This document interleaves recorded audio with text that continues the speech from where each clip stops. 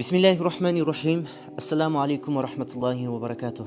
Hurmatli birodarlar, ko'pchiligimizga savol keladi. Nima uchun Alloh taolo mening duomni qabul qilmayapti degan savol kelib qoladi. Bu to'g'risida Ibrohim bin Adham rahmatullohi alayhiga savol beriladi.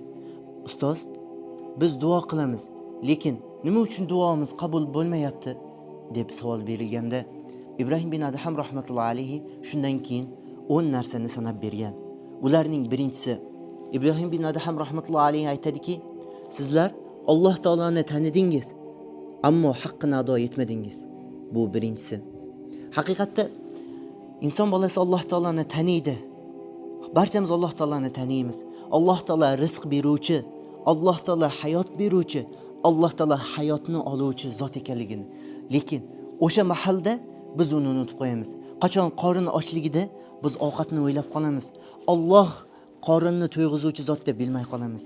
Qachon boshimizga musibat kelsa, Alloh musibatni ketiruvchi, Alloh taolo musibatni oldini oluvchi zot ekanligini bilamiz barchamiz. Lekin boshimizga musibat tushsa, birinchi biz nima qilamiz? O'zimizning cho'ntagimizga qayrilamiz. Cho'ntagimizda yo'q bo'lib qolsa, unda o'zimizning qarindoshlarimiz, boyligimizga, mansabimizga qayrilamiz. Eng oxirida bo'lmay qolganda biz Alloh taologa tayanamiz. Alloh taoloni bilib turamiz, lekin Alloh bitiruvchi, Alloh biluvchi ekanligini. Lekin biz Alloh taolodan bosh tortamiz. Haqiqatda Alloh taoloni bilamiz, har bir mahalda, har bir joyda ko'rib turuvchi zot ekanligini.